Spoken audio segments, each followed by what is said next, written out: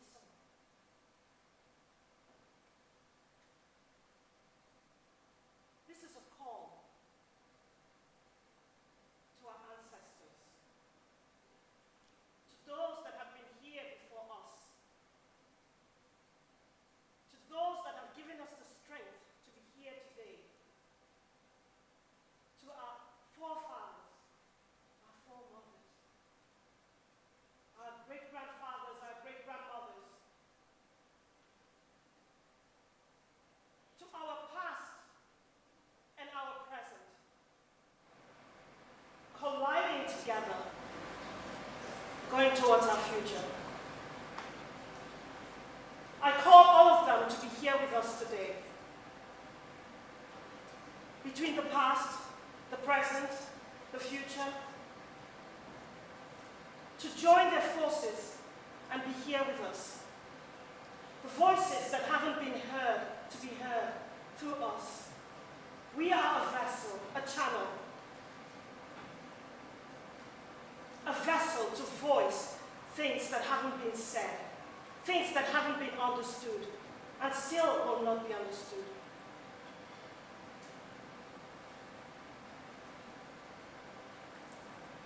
Normally, I will pour this on soil. It will go directly through the grains of the soil, the earth, down to the roots. It will connect with the underground forces, the water. Mongwen.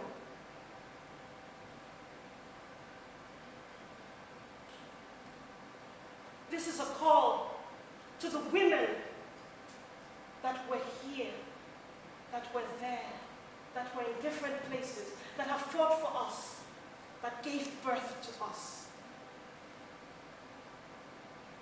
The waters that broke, that made us come into this life.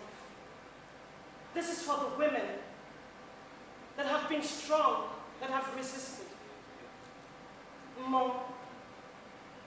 Women.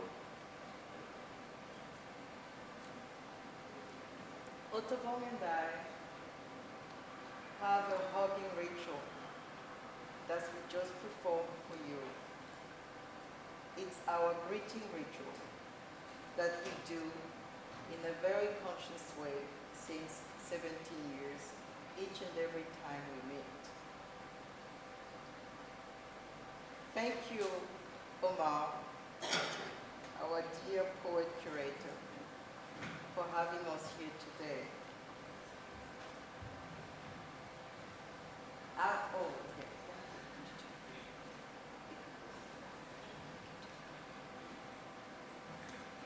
Thank you. Perfect. I was told by one of my many mentors some years back that whenever you're given the stage and whatever you're asked to speak about, choose to speak about what you want. Africa is certainly not a country, and it's not even a continent for the matter. It is that place, if anything, it is a place of a set of rituals, endearing rituals, relational rituals, and performed rituals, over and over again. Serious rituals that, if you happen to disrespect them, you end up in serious trouble. One of the fundamental rituals is the greeting ritual. So we will start our conversation about multiple ideas of those rituals that have been recurring in Otobong's work and that have been recurring in our relationship. Otto, I believe that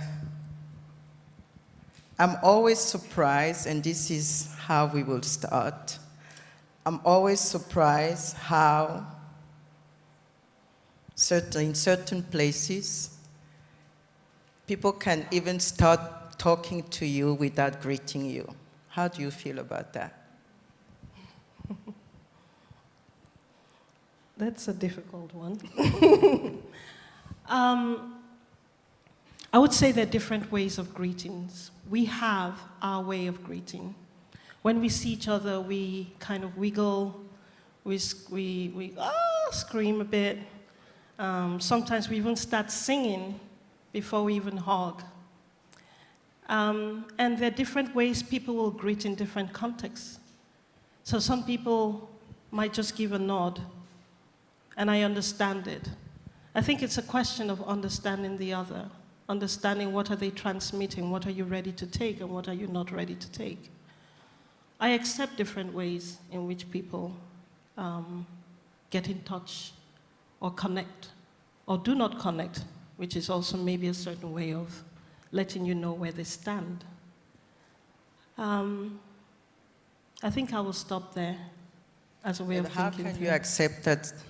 I mean, your work is so much drenched in repetitive rituals and even incremental ways of returning to certain features of practice. So I was very challenged when Omar asked us to speak about Africa is not a country, the Middle East is not a continent. It's a vast program that I don't think we can do here. And so I choose to narrow it down to something that we relate to. It's actually a conversation between Otobong and I, and you are happy to listen to. So something that we can make it very private also. Yes. Something that we relate to. And this greeting thing, when you say that you accept how people can relate, I cannot accept that. Why? Because I think it is, I mean, I can, of course I can accept what you say, Yes. but I cannot accept the fact that people don't greet before they start speaking to you. So, because it's one of the fundamental beginning of any interaction, human interaction. And I cannot accept the fact that the so-called modern world is erasing this relationality. But at the same time, we also learn how to be tolerant with others. I mean, how Don't do you... applaud. Yeah, because we all have different ways in which we approach things. And the notion of tolerance is quite crucial. Within the ways that you learn as a child, you know, you have different families, different groups of people that come to visit. And your mother might tell you, you know that uncle of yours? He's like this. But you will still treat that person with kindness. You will still open your door to that person somehow. But you know where your limits are. You know how much you're going to give to that person. You know how much you're going to open up. And the greeting allows you to go into different degrees of exchange, of intimacy, of giving or not giving. So you can accept it in every way, but it doesn't mean that you're going to treat it the same way as maybe the way, you know, we might greet. Yeah. But you just performed a very important ritual now. Yes.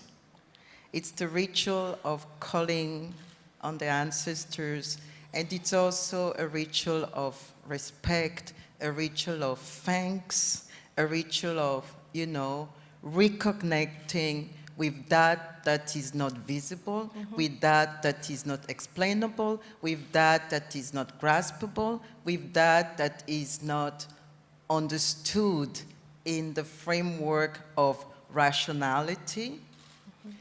And that ritual also is getting lost more and more. Yes. And I strongly believe that the loss of these kinds of connections make us poor.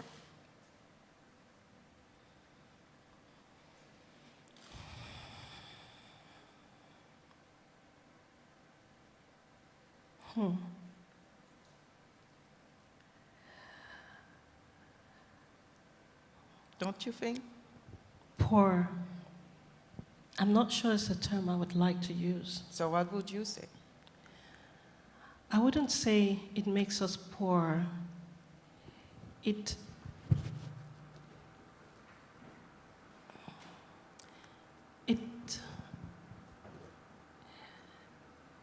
closes a door it closes a certain door But I think there are many things that have influenced our way of understanding those interconnections of time, places. There have been fragments within our histories, broken parts. I wouldn't say it's poor, I would say it's a distant, far disconnected connection that we do not have. But poorer, no.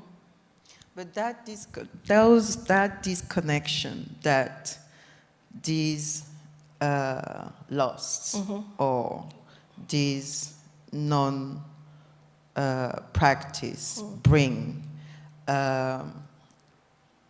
because one of the things that I strongly believe that rituals have in them and is to unleash energies.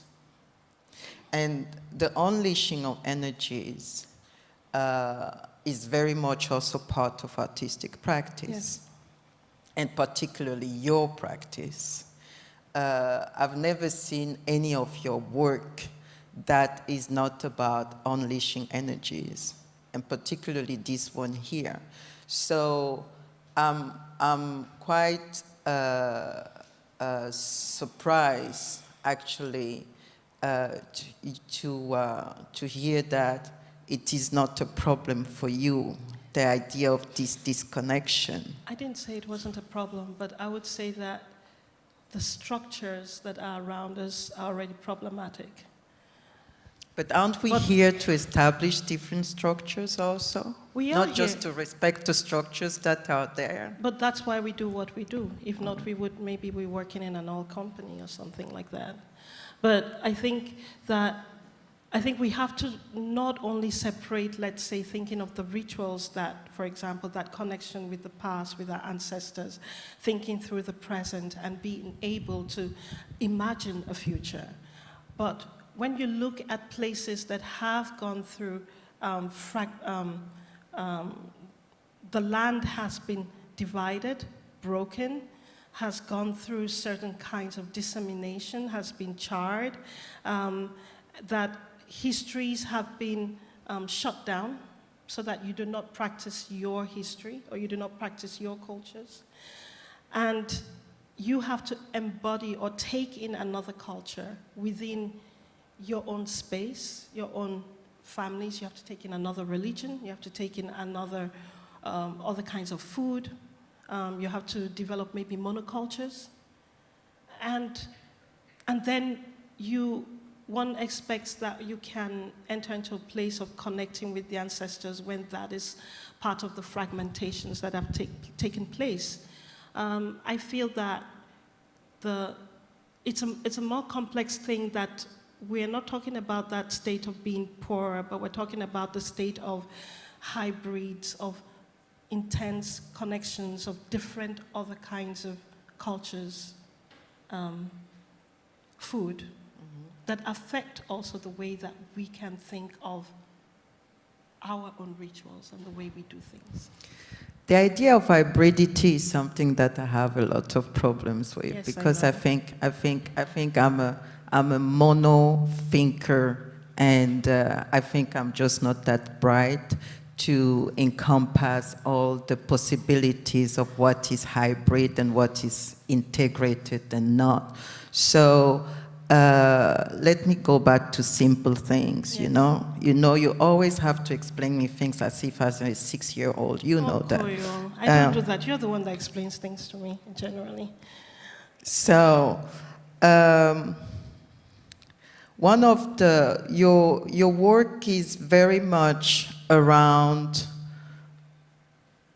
conversation, maceration, how do you say, letting sink.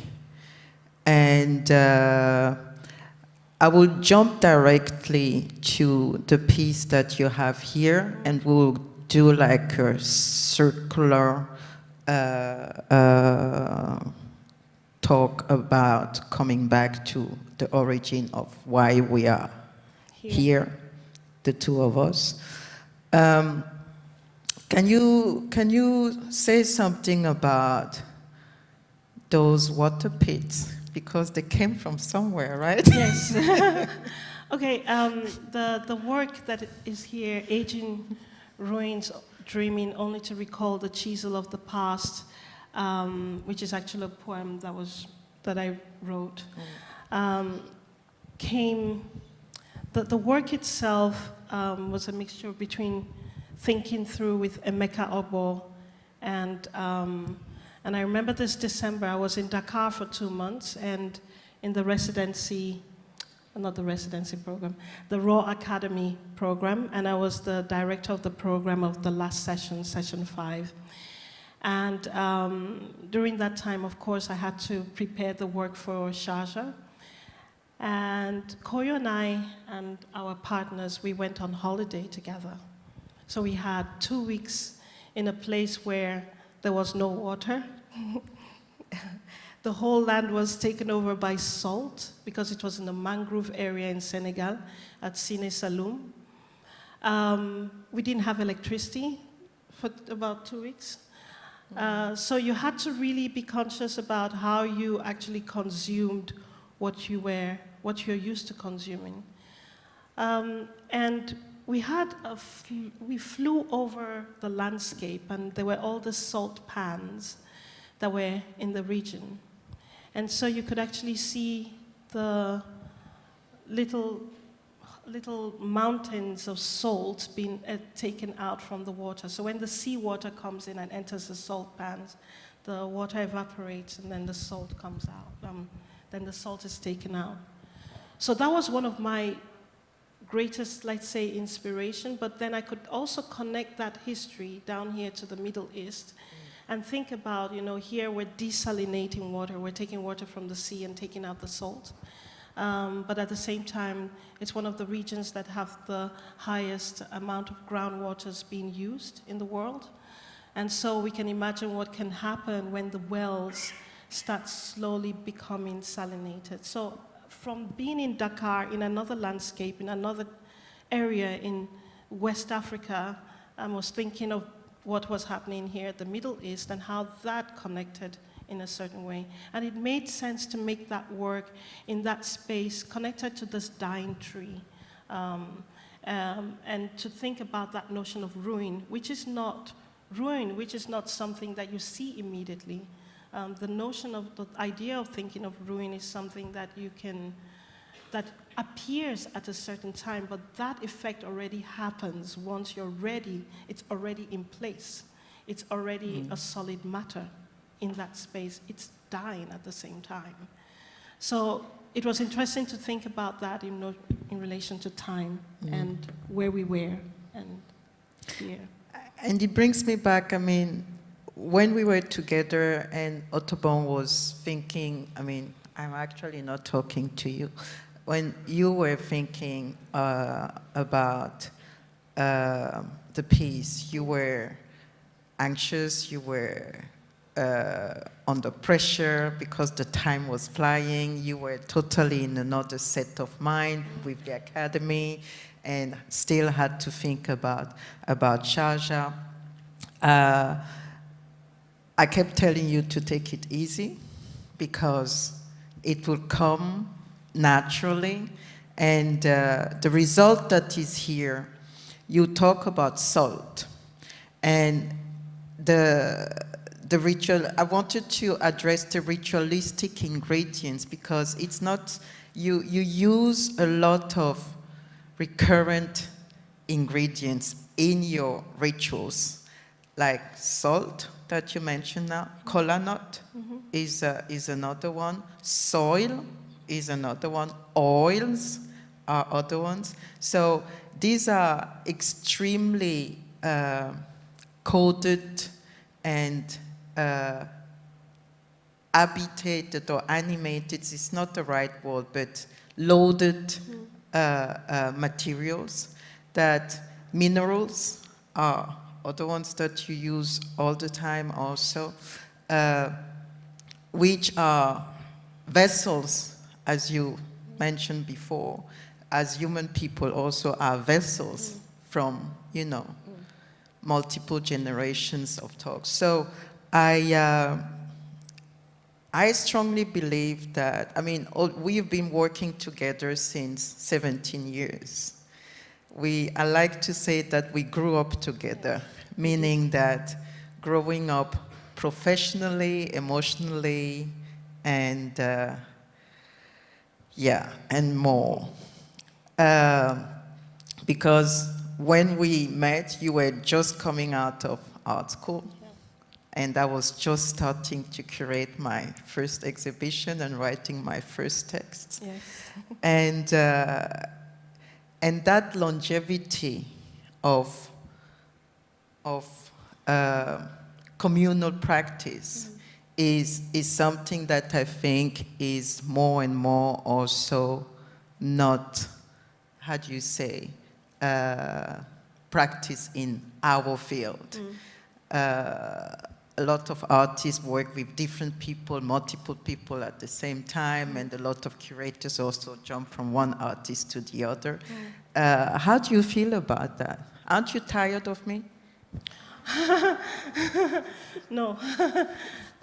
I think each encounter is we always have different encounters in different places.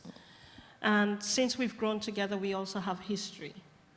And so that makes it something that you can build on each time. We constantly have a new experience we can work with. We have projects that we do together. So that allows that continuation to happen. So if I could bring that to the place of thinking about the continent itself, thinking about Africa itself. When we think about landscapes and the landscapes that have been cut out, languages that have been installed, let's say the French side, the British side, the Portuguese side. What it has done is just to create a place where it's much more difficult to collaborate together, to work together, to build experiences together. And so when you were talking, I think we've been having this conversation where you say that, yes, for you, Africa is a country. And that's the way you see it. Because it has to be a country in a place, in a conceptual way, in a place that it allows for a group of people to be able to work together, to build experience together, and to move forward together. In the state of things and the way things are at this point in time, it's much more difficult to be able to do that.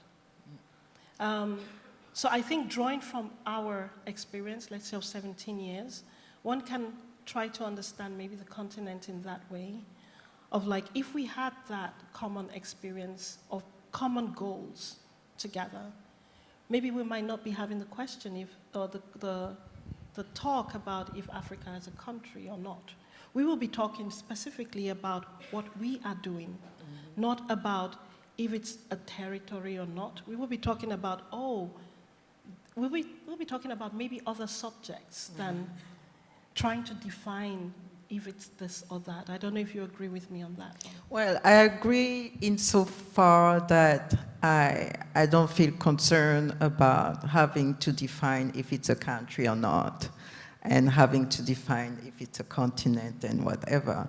So I strongly believe that it is a perspective and a point of view that is not forcibly, that is necessarily from a place that is not from within. So when you are from within, like you and me, and being from within, for me, is not necessarily living and working in Africa. It's really having the sense of identifying, belonging to the wider sense of what is Africa, Africanity, Africanness, blackness, and so on. So I strongly believe that it is very difficult for me to define it from that perspective, because it's not my perspective. That's why and this is a fight that I have with a lot of people. I believe sometimes that, yes, I accept that it's a country, because even within the continent itself, a lot of people refer to it as this big unity, or this big block. It's only later that the different layers and the diversity which is there come out, kind of are crystallized.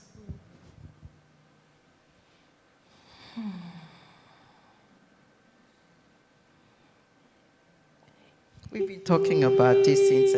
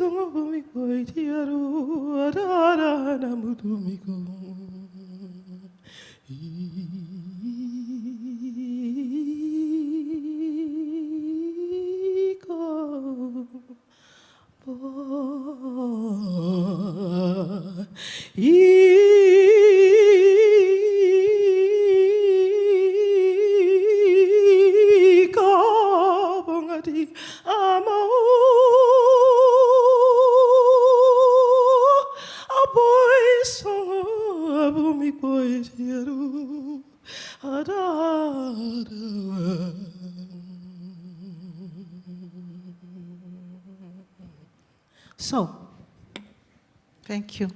Good morning, everybody. I too would like to begin our conversation with some thank yous. Thank you to the Sharjah Art Foundation, to the three curators of this really extraordinary biennial, Claire Tancon, Zoe Butt, and of course Omar Kholeif, who've brought us here together and prepared this extraordinary 3 days of sessions and performances. I also want to thank all of the artists who've shared their work with us, the speakers, fellow travelers, people I've met over the past few days. In the spirit of leaving the echo chamber, it's really been quite wonderful to be with you, and I've learned a great deal. And of course, thanks to all of you for being here. I also want to thank, in particular, my friend, colleague, and once upon a time, erstwhile co-teacher, Akram Zaatari, for having made the really beautiful, very elegiac film, The Landing, the installation, that's ostensibly brought us here to speak in the context of the Middle East not being a continent.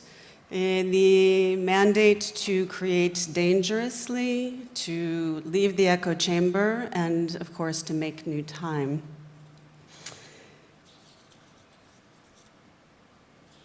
It's a lot to talk about, and perhaps we can start at the beginning. Not the beginning of our relationship, which again, the sort of forehistory of that is it was framed in the context of a war and then in the context of the North American Academy. So we might associate those two things together, we might differentiate them. But when we were speaking about the work you were planning to make here, you described to me these houses, these magical houses, modern houses that had been built in the desert, and were overcome or sort of re-inhabited by sands, sands that winds blew, sands that reclaimed them, reoccupied them. And I remember thinking, you know, wow, this is the most sort of beautiful idea that I've ever heard. Yeah, I wonder if we could start about that. We've been thinking a little bit about ruins and loss, and if perhaps that would be a good point to jump into the film. Yes, you remember in Earth of Endless Secrets, the Yes. book, the main statement is that the landscape is the ultimate archive. Earth is the ultimate archive. So from that perspective, everything around us contains so much information, data, if you want to call it, and this data reveals itself only to those who are interested and to those who are curious. And from that perspective, I was attracted to this specific site. I normally avoid ruins that are visibly ruins, but in that perspective, my desire to recreate them or rewrite them was irresistible. So in a very short period, from the time that I saw them the first time to the time when I finished the film is much less than a year. Like 6 months passed between the first time when I saw this place. Maybe it's too quick also. We can talk about accelerated process. Accelerated production. Because the site is about accelerated modernity. Yeah, the images are not important really. Yeah. It's like, don't look at us. They're not planned to program There's, another just kind of they're a performance. backdrop. There are things we were thinking about together. Did you go to that site specifically, looking for a place to base your film, or were you touring generally? I visited in June 2018 to look at spaces, but also to be introduced to like I was promised a few visits, and I wanted to discover something I didn't know in Sharjah. And when I went with Dalia Shabarek, took me there from the architecture department in the Sharjah Art Foundation. And when she learned that I was an architect, she told me maybe you should go there. And she took me there. Our car got stuck in the desert, which is a typical conflict, like typical confrontation between machine and the power of nature. And after I left this place, I said I would love to do something there, and then discussion started how to do it, because I produced very little outside Lebanon. As I told you, I belong to points. I do not belong really to countries, and I wish everyone was stateless, actually. Right. And also, I don't like the confusion between state and country, because country as a term is much older than states as a concept, as a political. State is a very specific construct, but also political program, has to do with the division of the world into certain territories at the behest the political of evolution or non-evolution, whatever. So I needed to resolve this with myself, because most of my works are produced either in Lebanon or in Syria, in places that I know very, very, very well. Right. And this is why when I came here, I thought it's important to look for people who lived there and hear their stories, get in touch, like get a feel of what this place used to be, know who they are. In a way, turning the ruin upside down and making the place alive. With research, I realized that they live 5 minutes away from these houses, so it's. Is that process almost? I have two questions. Is it almost an ethnographic process? You said it was very important for you to learn, and then you end by referring to the fact that you locate the people, they live 5 minutes away. Do you think that's is there a recuperative aspect there, or? It sounds a little, No, I mean, I worked a lot on photographs, and I worked a lot on documents, and for me it's very important to root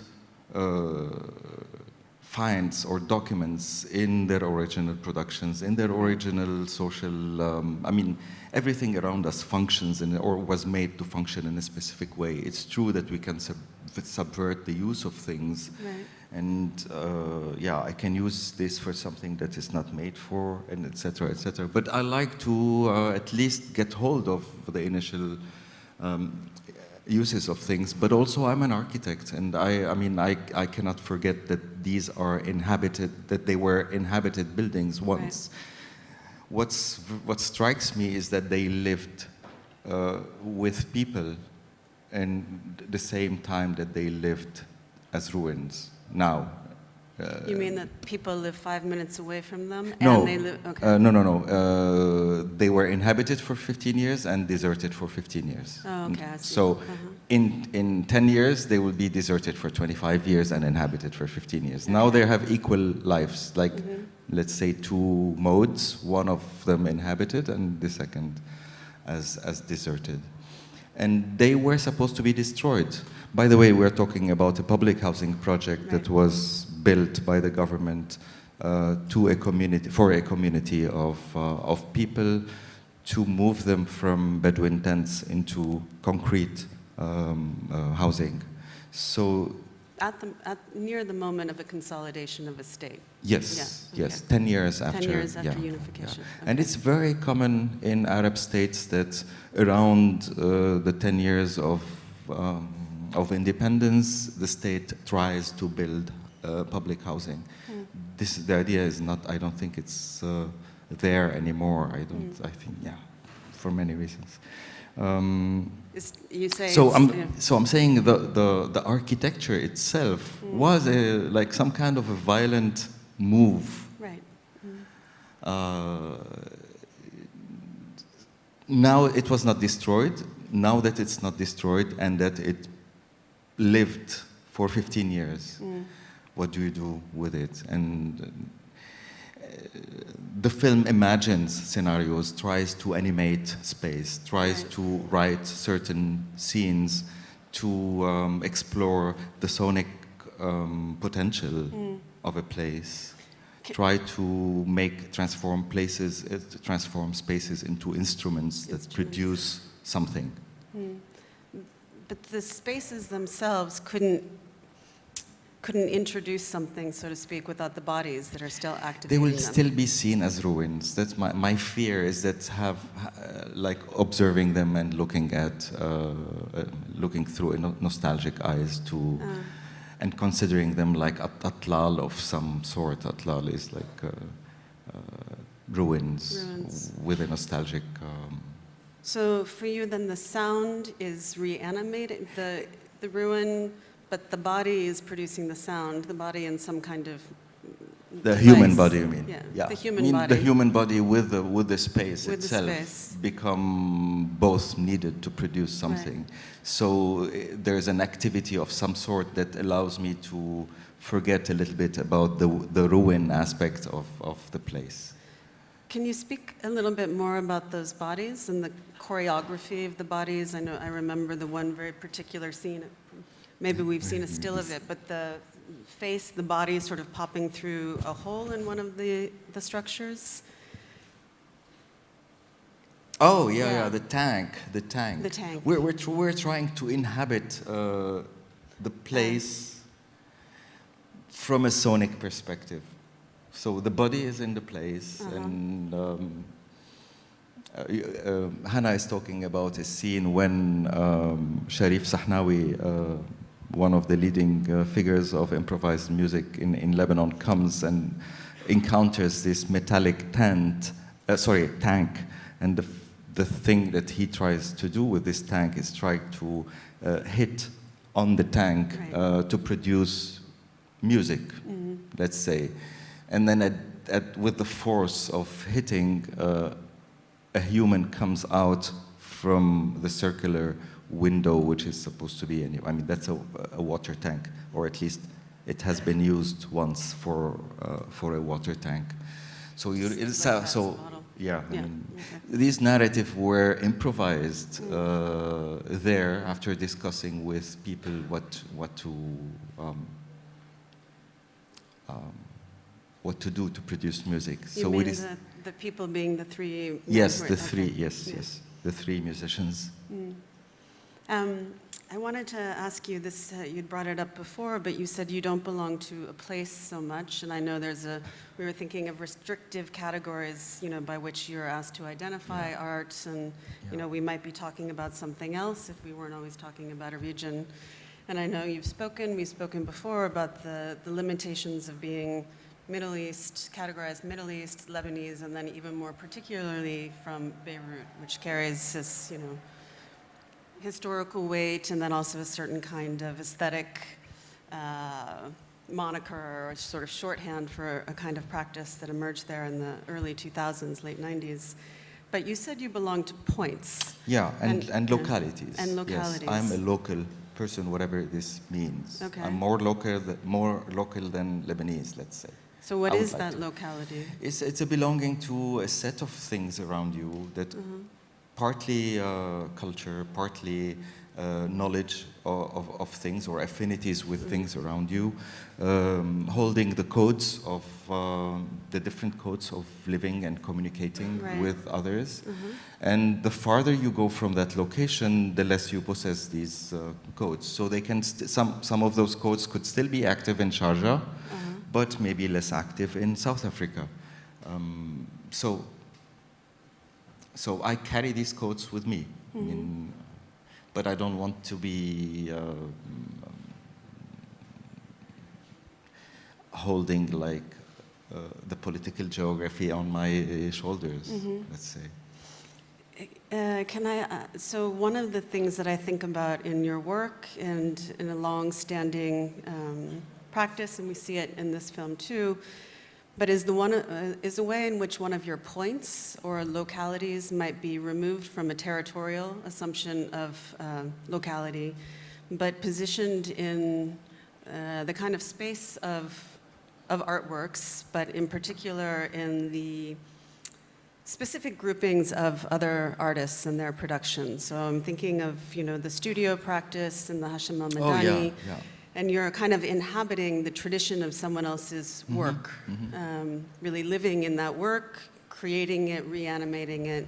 And here we see, of course, once you've arrived at your site, you've arrived at the performances of Hassan al-Sharif, which you restage as part of the music or the sound making. And in that way, you're locating yourself in an aesthetic tradition that you make parallel to what you're doing in the film. Yeah, I mean, approaching Hashim al-Madani's work is a bit different from reciting or rewriting some of Hassan Sharif's performances. I think I wanted, while working at distance with my location, I wanted to connect with another local, and for me the closest that I could use as baggage while working in Sharjah, in the desert, which they call here Bar land, is the performative work of Hassan Sharif from his early period. For those who haven't seen the drawings for these performances, namely the swing and the recording of stones, are, let's say, rewritings of that's the stones, rewritings of Hassan Sharif performances, which we know only by documentation. Right. They were lonely performances in the desert. It's an interesting way to put a performance that has no audience as lonely. Maybe we can find a better word. I like that word. It's, And I think many interesting performances are lonely performances in a creative way. So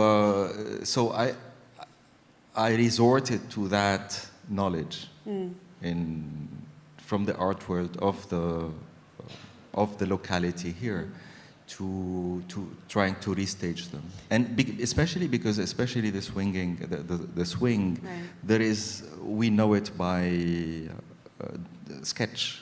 We do not know it sonically, although it's a perfectly sonic installation. It's exactly like looking at a music partition printed on a paper and listening to it or performing it.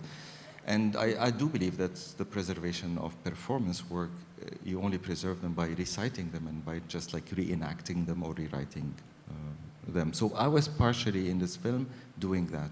So that makes them in some ways less lonely. Yeah, if you want to. Maybe you're a Yes. good companion to the practice. Yeah, maybe. You give it a friend to a certain Yes. degree. Do you think there's also a certain temporality in that kind of performative, reanimating, restaging that both brings us something from a past, but also puts you into its future? If it's to be reperformed, True. it's always reperformed through your... Yeah, Not the always, thing is but that I'm perhaps. displacing it. It's not that, the thing is what I do with Madani as well is like I displace it into another medium. So I could have recited Hassan Sharif performances by going there alone doing it. Right. But I decided to do a recording of it. So I set it up, recorded it, and included it into a film. And the film by nature is a folding of time. Right. We folded 5 days of shooting into 63 minutes, so that therefore there are so many things that you do not see, Right. because they were taken out of the film proper, of the film time. Yeah, there's also like recorded time Recorded versus time. Yeah. So what will circulate is an edited recording Right. of the 5 days that we spent in Al Madam. Could you think of, in some ways, the film or film time then, it's as also a certain sort of ruin? It's keeping a trace of something that might have been lost, the sound in particular?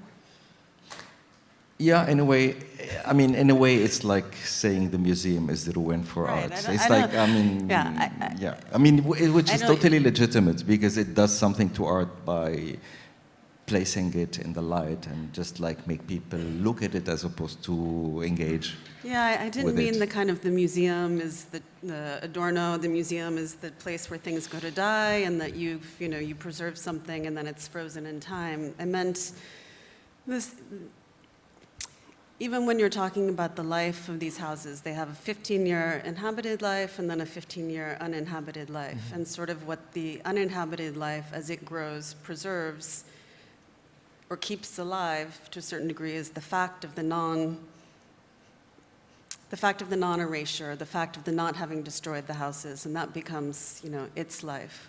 So it's a second life. And that, it's a more layered or complicated relationship to preservation. You're preserving a trace of something that's still alive. It's still actually Who, there. me or the government? Is it, Well, both in different ways. The film also. I'm trying to capture a moment in the life of those structures nowadays, and in a performative way, because I invited performers, and we, let's say, performed, recorded, and then made a film.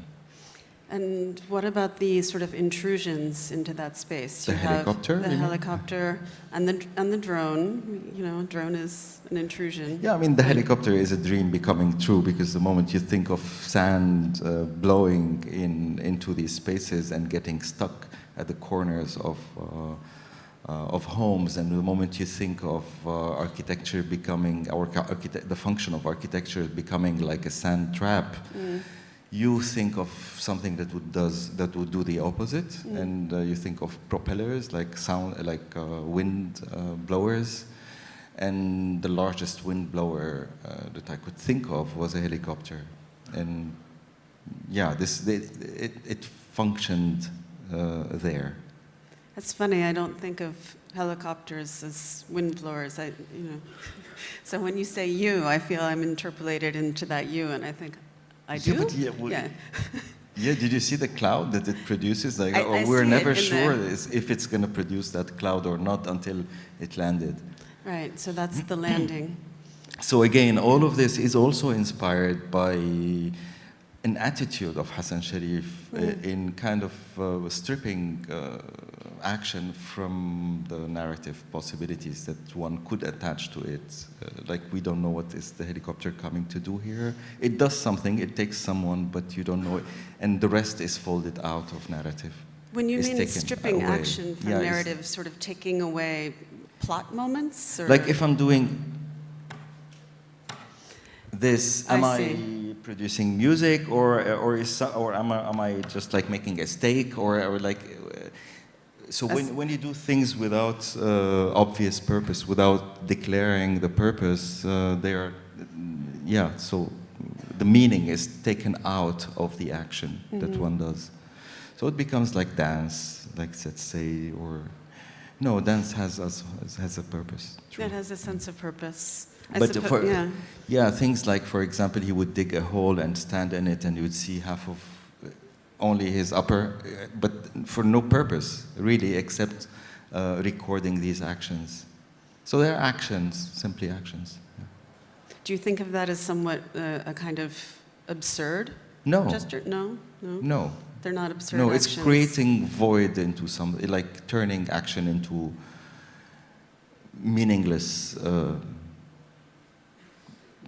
Why do you want to have action turned into something meaningless?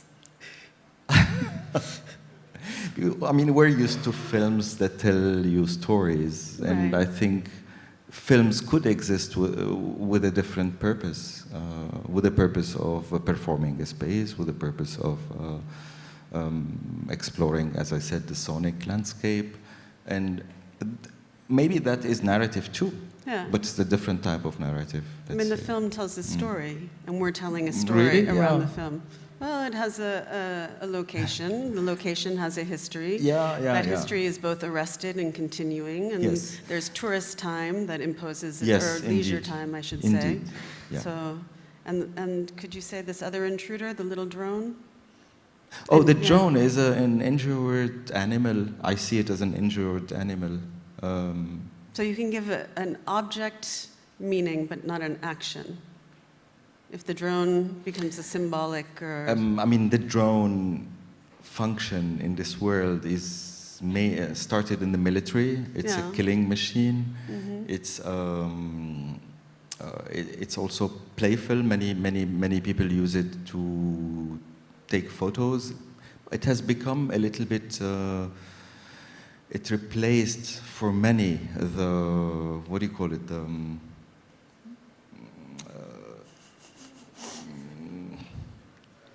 طيارة الورق. The kite, yeah. Right. It has? For many, I feel yes. so innocent of this. Yeah. Okay. For many, they have like the hobby is to fly drones, fly drones. and it's very much like the hobby of kites. Okay. But also, it's a surveillance. Yeah, it's a that's tool what I for think of. surveillance as well. And here, its function is in the film. Its function is not explored as a killing machine, or it's. You suspect someone is watching. Yes, it's. Yeah.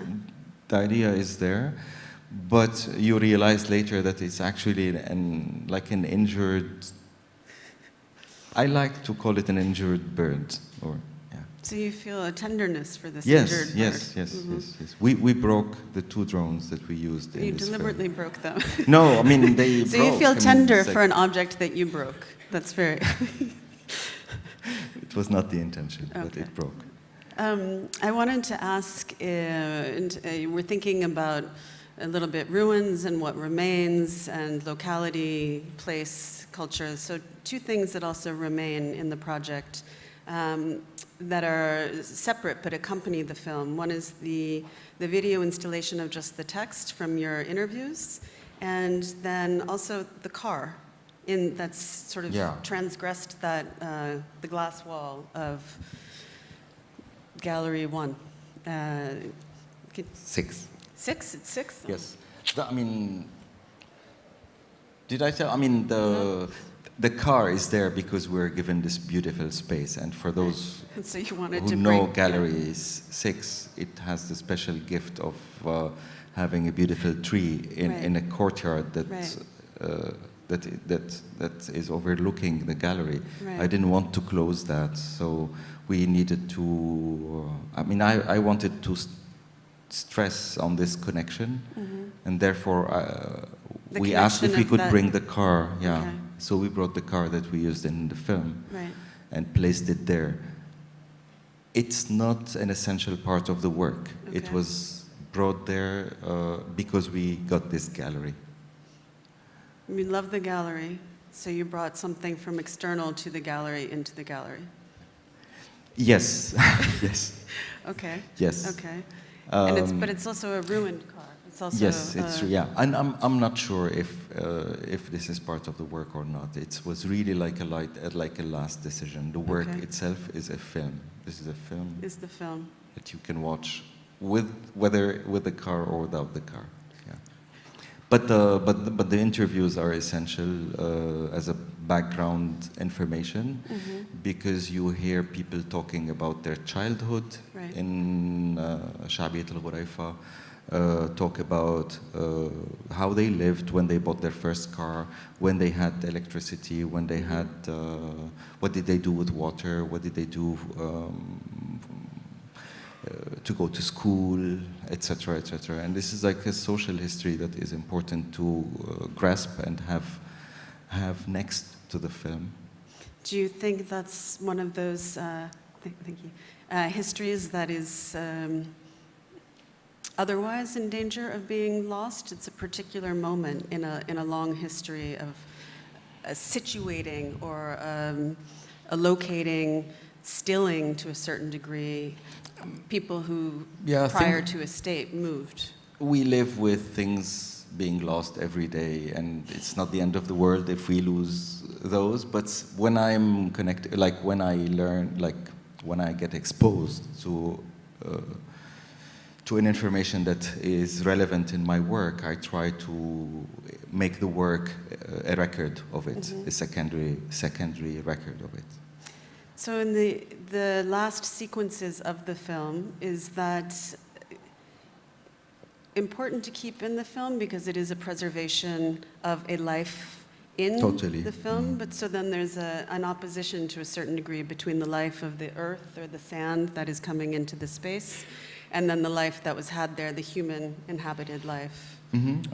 For those who haven't seen the film until the end, the film ends with a celebration, a recording of a wedding celebration of Muhayyar, who I met thanks to the Sharjah Art Foundation, who placed an ad in radio, I think, about looking for people who lived in شعبية الغريفة or who might know about شعبية الغريفة. And this is how I got connected with Muhayyar, who gave me the videotape of his wedding in 1995 and allowed me to use parts of it. So you see people dancing, men dancing for 3 days.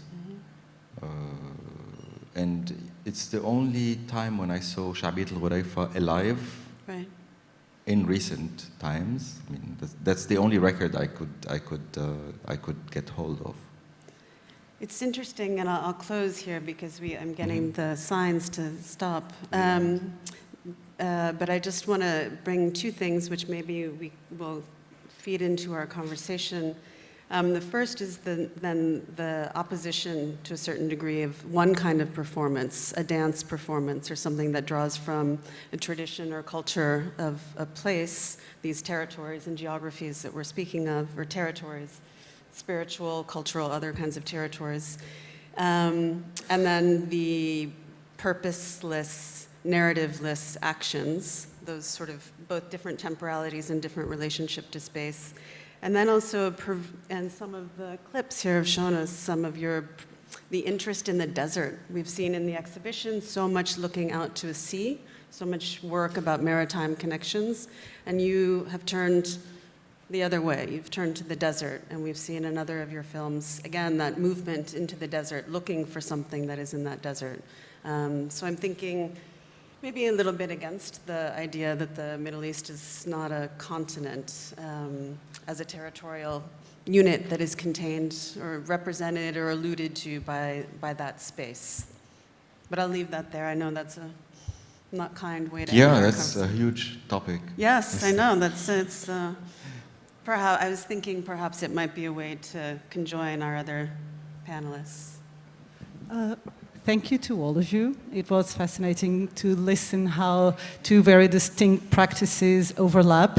I think there are themes that come across quite poignantly in both of your works. In my notes, I took and kind of summarize ideas that I think are present in both of your practices and that were mentioned in both of your conversations in very different ways, such as the relation to landscape, performativity, the idea of embodiment, and both of your works, how physical and visceral, I would say, they are.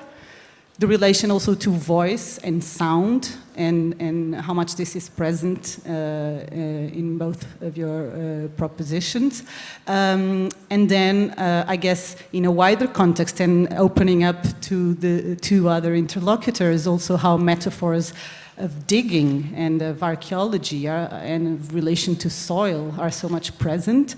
I wanted to recall here that your latest exhibition in the US, it's titled To Dig Where We Stand. So again, this going back to locality and to where we are now.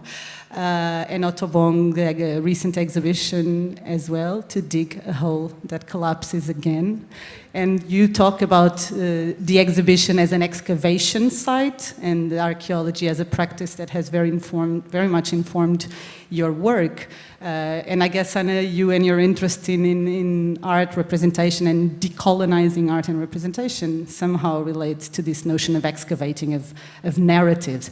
But my first question, and I know our time is limited, is really about how ideas of collaboration inform your work and shape your practice, especially in this attachment to places, to people, to histories. Otobong, you've worked with composer, you've worked with voices of young children that inhabit the work, and with all the other natural elements that are so strongly present in the voice of a tree, in the water that runs through in your own poems. And you, Akram, as well, in a very distinct way by paying tribute to Hassan Sharif. Can you talk about or comment this idea of collaboration as a methodology that informs and shapes the work? Can I say something before? Before you jump into collaboration, I think it's, I want to say something to what Akram said, which I think resonates very strongly, actually, to what I think about, this idea of digging. He spoke about locality and that he's a local person. And being a local person also, I think, comes with a lot of knowledge and with a lot of belonging. And that locality can transform, you can be local at many places, And I think that's very important. And it's sometimes, we have these panels and this thing with headers that sometimes mean something and sometimes mean nothing. And in a way, I really also think that he said another thing that I think it's worth kind of, reacting to that is I don't want to carry the burden of geography and politics on my shoulders. So for an artist or just a person coming from the region that he comes from, you have this loaded, load that is sort of imposed on you. And you, in the introduction earlier, you said that Otobong and I will be talking about the colonial experience the colonial perspective in her work, and this is another load also that beyond, is... I referred more to the ideas beyond coloniality and how that could be brought back. But I want to go back to ideas of collaboration because I had two other questions before opening up to the public, and I'd like to go back to ideas of collaboration as a methodology. Otobong, I think you were going to say something, or Akram?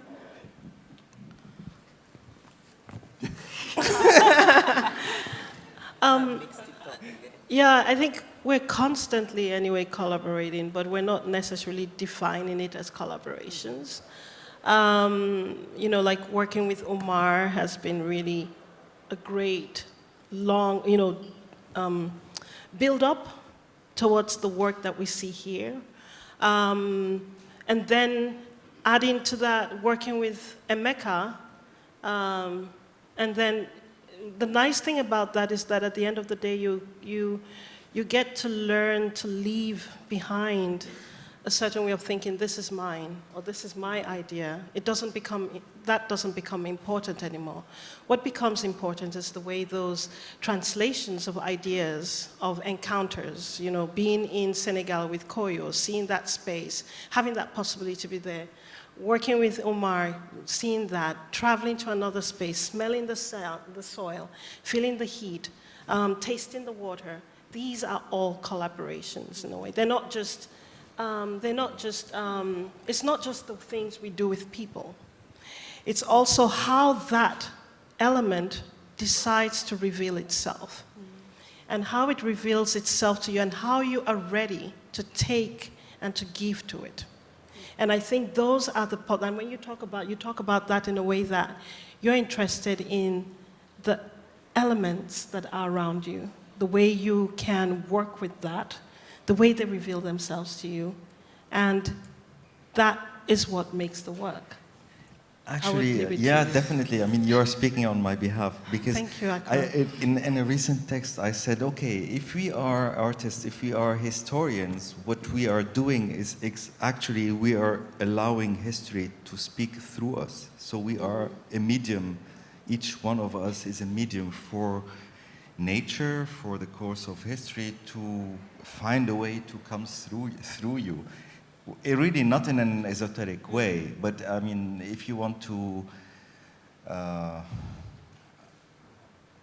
like put you as a center of the world aside and just you as a part of the world, then the world speaks through you, through every individual actually. And this is why you should put your ideology aside. Like the more you put ideologies aside, the more you allow history to penetrate you and to use you as a medium to reveal itself, but nature as much, I would say, in this case.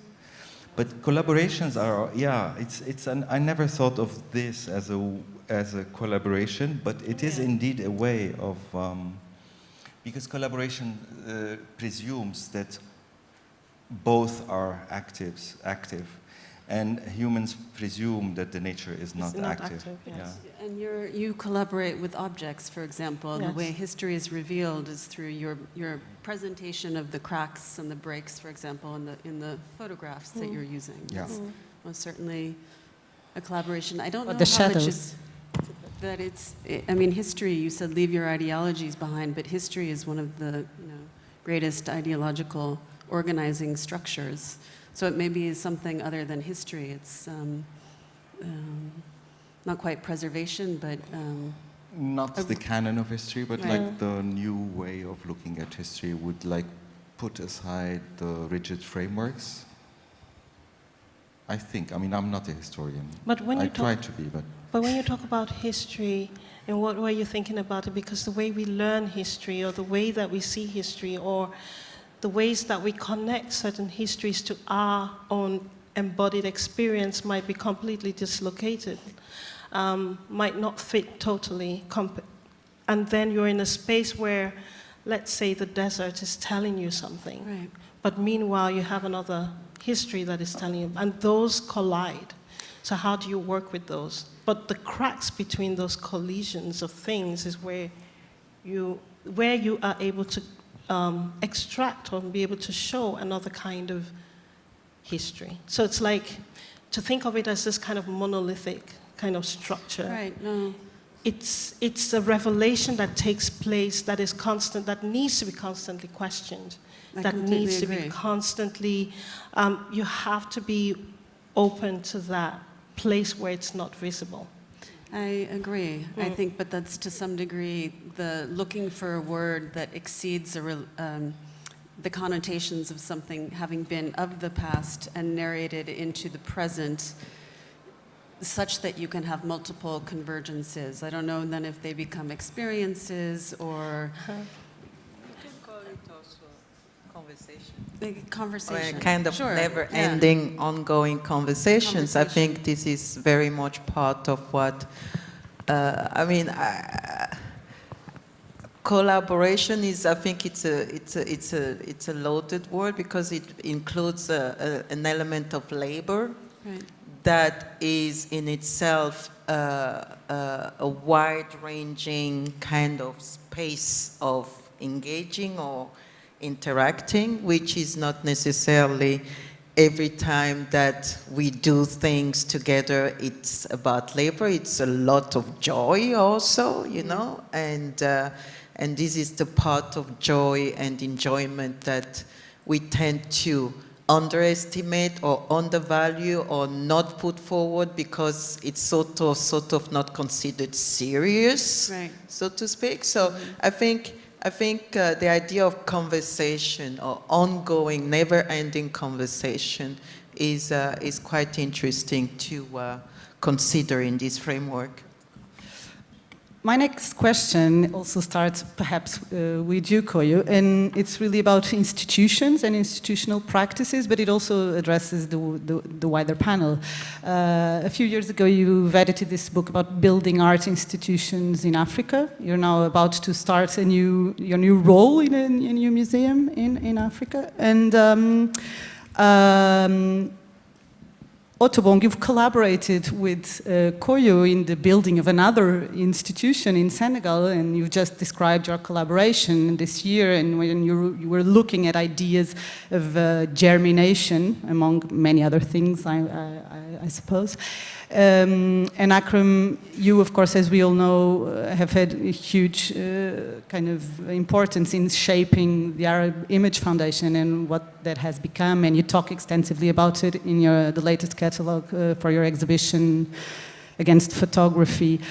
I guess my question is, to what extent is it possible to imagine that other kinds of institutions might be possible, and how can we pursue that?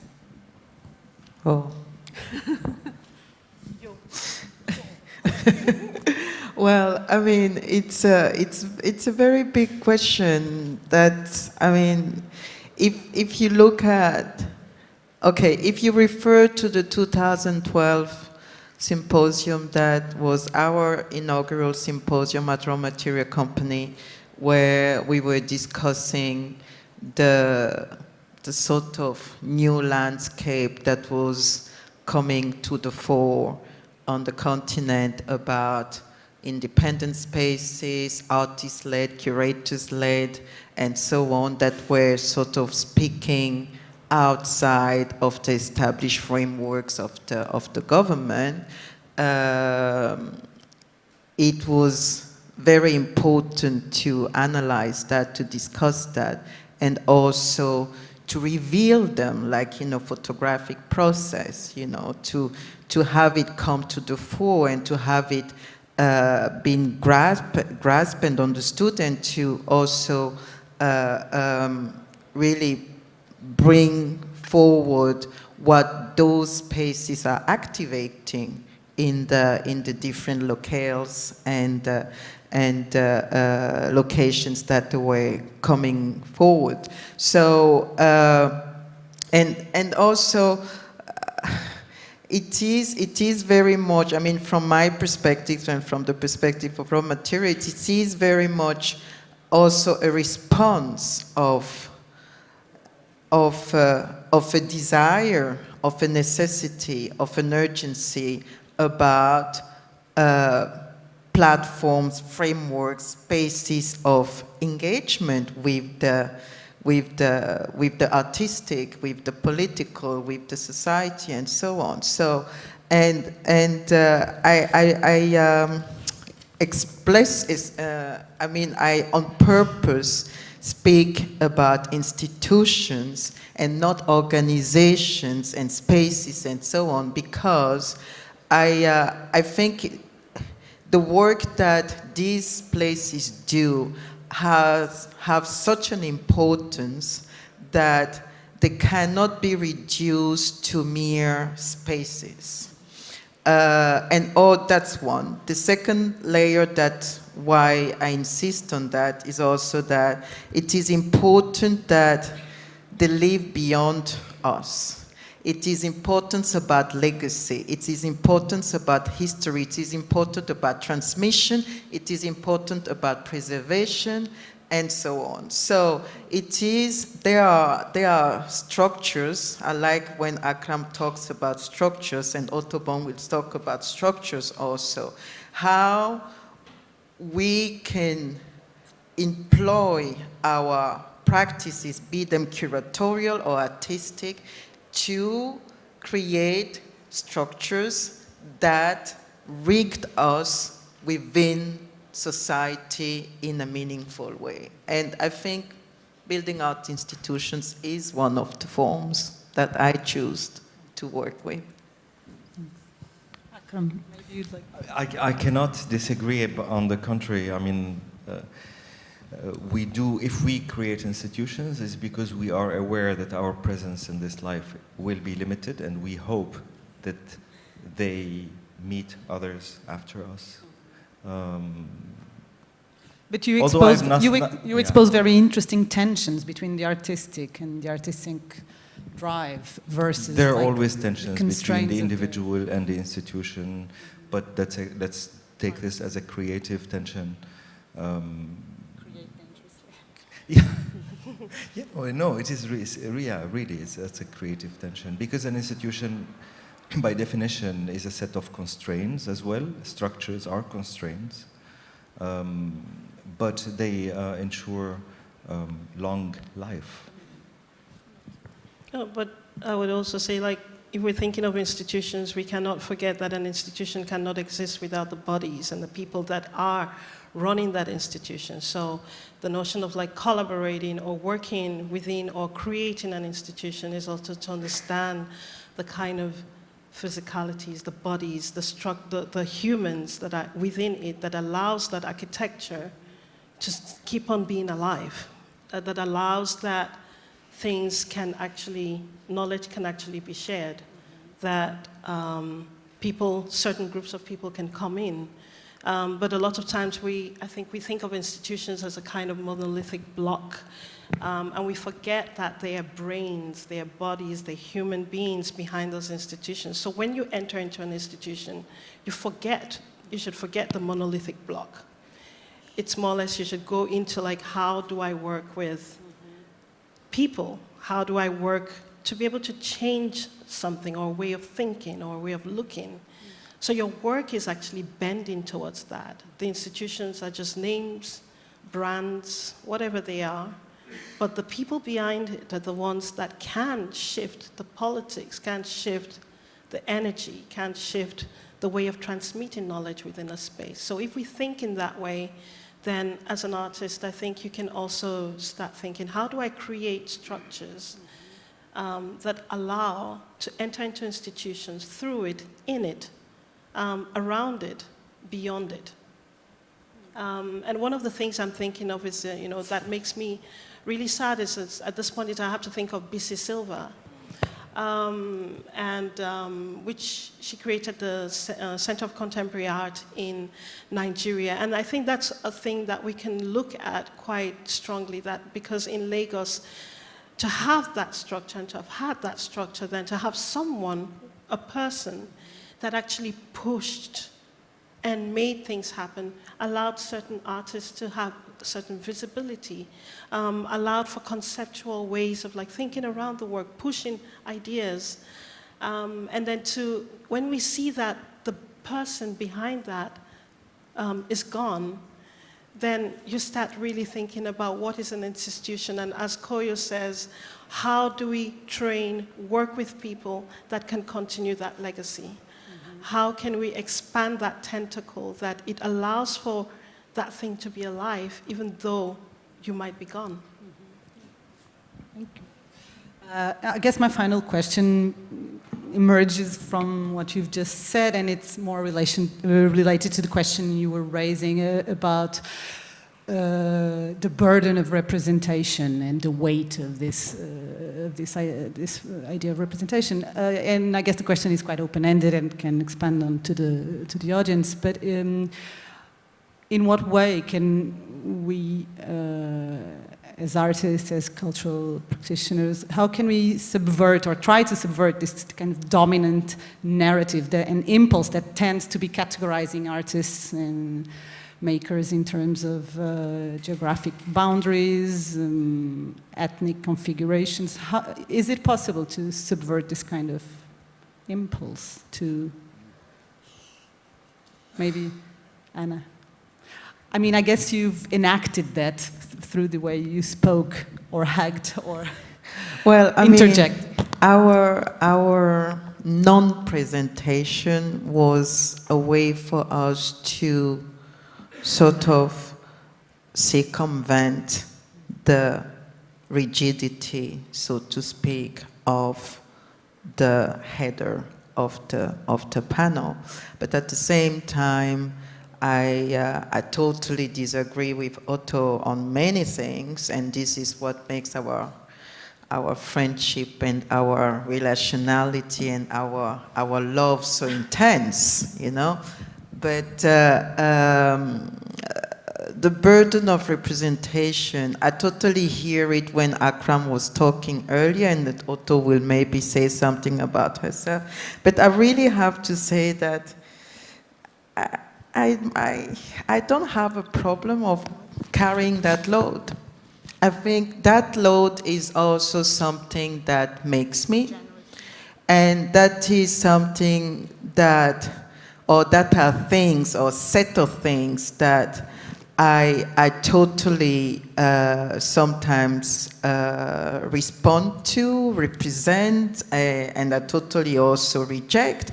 But I think that, and this is where the question about Africa as a country, the Middle East is not a continent, becomes kind of interesting, because there are a set of projections, and this is what I was trying to say when we were on stage, Otobong and I, that are coming from a point which is not the point of people who are part of the conversation that they are talking about, so to speak. I mean, it's very complex, and somehow I strongly believe that as much as you have to continuously work to deconstruct those stigmas, those projections, as much as also you are sort of, or I feel at least personally, compelled to preserve a certain, how do you say, attitudes, rituals that we were talking about, you know,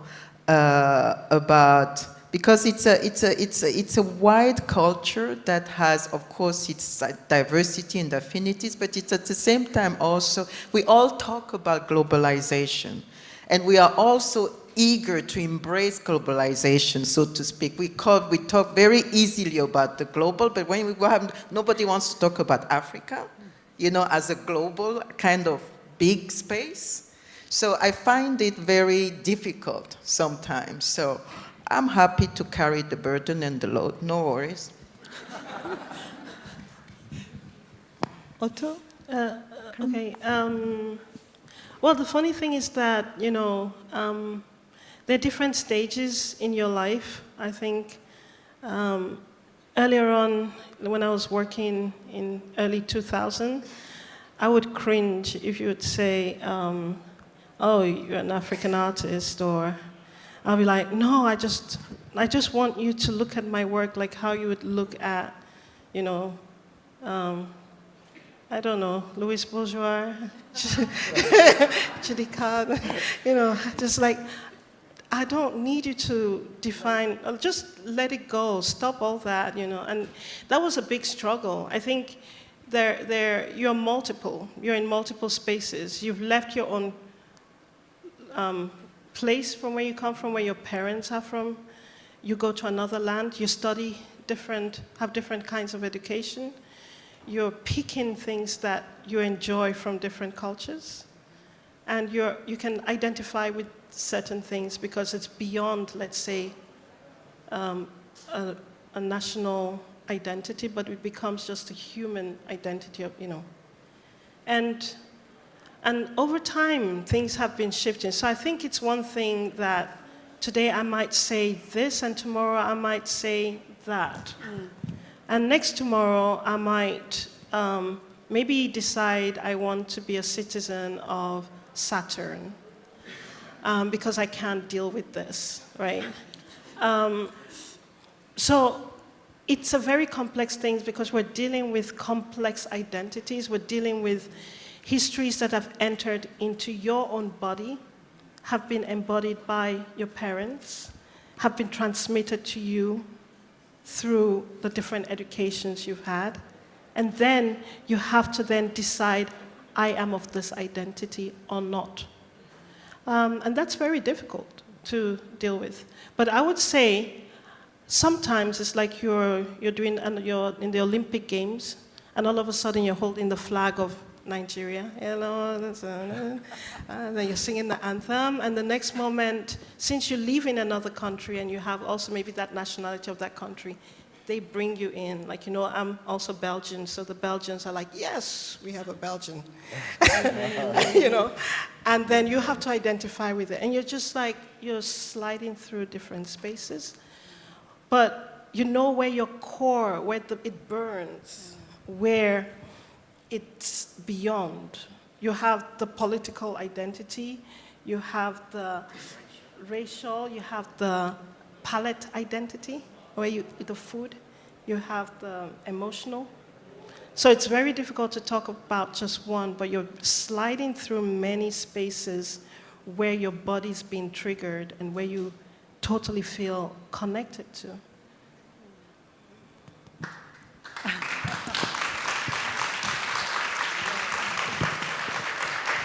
Yeah, I mean, of course, I share that we are multifaceted beings with identity traits, let's say. But I just think it's like too much effort is wasted on explaining and unmaking prejudice among others. I mean, I have a lot of things that are coming from within that I'm interested in speaking about, and I don't want to correct anyone's perspective of who I am. I mean, I just want to continue what I'm doing. After I die, just find a way to find out who I am. I mean, of course, there's the Arab thing, there's the Islam thing, there's the queer thing, there's a lot of things, many languages come in mind, and it hurts from so many different places. And leave me alone, I just want to work.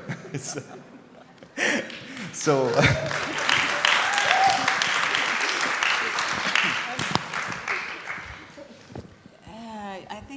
I mean, one of the things that I was thinking of as you're all speaking is that in some ways it might be thought of as not so much the load of, I guess this is to some degree what you're saying. It's the load is what is you're expected to speak for, and as opposed to perhaps speaking with, feeling with, thinking with, and that it comes, the locating, the imposition of place, region, certain kinds of identities. I see it very differently in my country, where we are immersed in some deeply entrenched identity politics moment, which is more sort of, has a different history.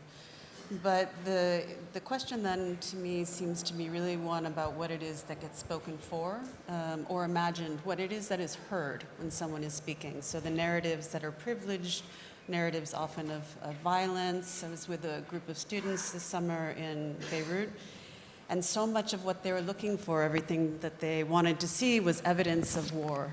And we kept saying, I was saying, well, what about looking at evidence of non-war, or looking at evidence of perseverance, or remaking, or rethinking, or, flowers, something entirely other. So it seems to me some of that is, the burden is, the imposition is this idea of what is specifically expected that has to do with some preconceived understanding of history from without. I think. Just add, I think it's very good, Hannah. I mean, it's absolutely valid and respectable to not to want to carry the load. But I strongly believe also that the load has manifestation, the load has ramifications, Right. the load has continuous push, and that we cannot necessarily escape it sometimes, Yeah. You can, there was a beautiful quote in Tuan Nguyen's film yesterday when he said something, I don't know if I can rephrase it properly. You can, eraser is a choice. You can choose to erase, you can choose to, is he here? Someone can help me. But you can also choose to remember. You can choose, for instance, just to say, you can also choose not to explain, Right. but you can also be totally, imprisoned by wrong explanation. And your liberation is the correctiveness of those wrong explanations. And I think that is also important, Yeah, We have to stop now. I'm afraid I'm being told that we don't have time now left for questions, but I'm sure throughout today the questions will emerge and they can be addressed in a subsequent platform. Thank you very much to our speakers, and thank you. Thank you, Sofia.